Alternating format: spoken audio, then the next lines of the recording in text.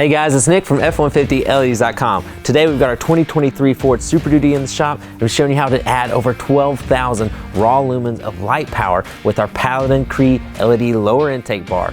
The installation's easy, the bar looks great whether the light's on or off, and it's definitely going to turn night to day in front of you. So let's show you how to install it. The first thing that we need to do is mount our custom brackets here in the lower intake space. And it's very easy to do because we're going to be using some pre-existing holes, so no drilling required. But we are going to need to remove two push-in tabs, one on the outside right and one on the outside left of this lower intake space.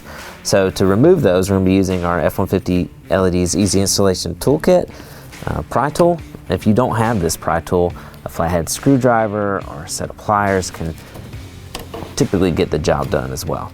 So once you pull the tab out like so, you can reach up under and just push down on the opening portion here of this push-in tab. So that's all there is to removing that, and then we'll remove this one over here.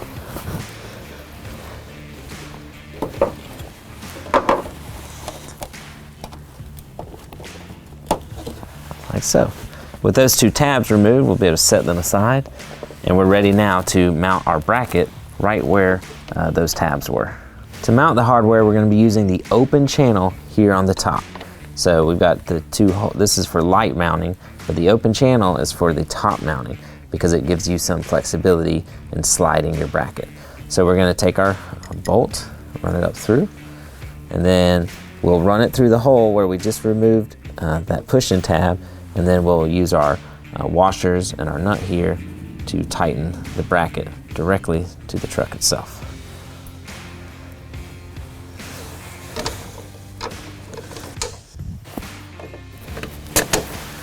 Like so. Now we can drop our washers on top. Sorry, can't show that part on camera, but there's plenty of space here, even for kind of fat fingers like I have.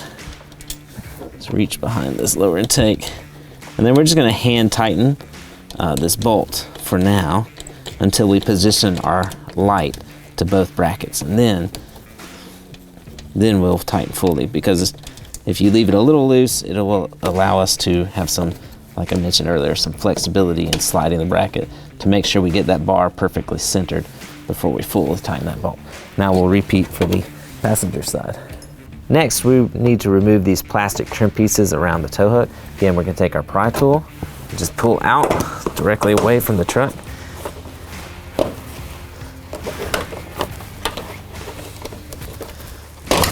And then pop right off like that. See, it has these alligator clips. And then we'll repeat for the passenger side.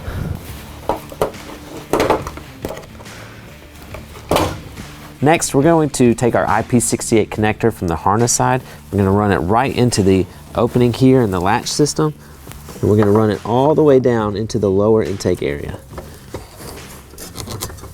Then we'll be able to pull the harness directly out of the lower intake area and connect it to our LED bar. You'll notice that there are notches. There's a notch here and a cutout here on the harness side. So you'll want to line those up and push in all the way, like so. And then we're going to bring our lock collar ring in place and thread it all the way down. That's going to compress those waterproof seals. Make sure we don't get any water or moisture ingress into the harness.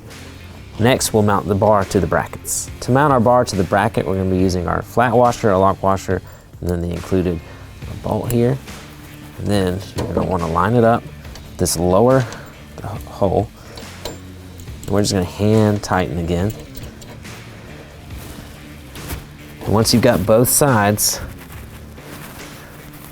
as tight as you can go with your hands, you want to just make sure that the bar is centered, because you do have some flexibility. Now that we've got our bar centered, we're going to tighten our L brackets here using a size 14 wrench at the bottom, and you can reach around and hold the nut on the back side.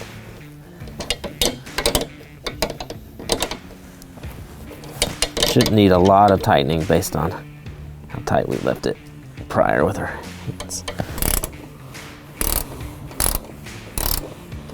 Now we can use the included Allen wrench here to tighten the bar to our brackets.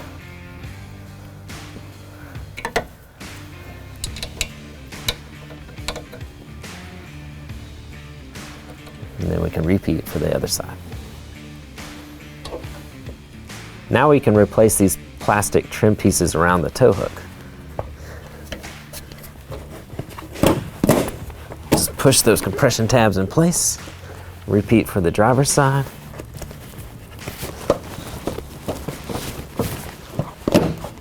Now we're going to be connecting our positive and our ground leads from our harness. So red positive side is going to go to the red side of your battery, marked with the plus sign, and then this black wire is going to go to the ground side, marked with a negative symbol, and the black side. So first we're going to connect our positive side to the battery, and we're going to be using our size 10 socket. We're going to be using a powered ratchet, but obviously a manual ratchet or wrench will work just fine.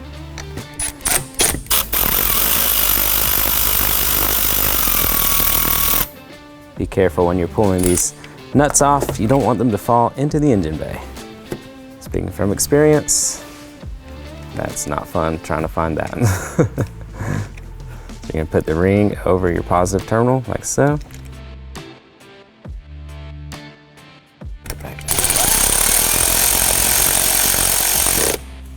Just like so. And then we'll repeat the exact same process here on the ground side.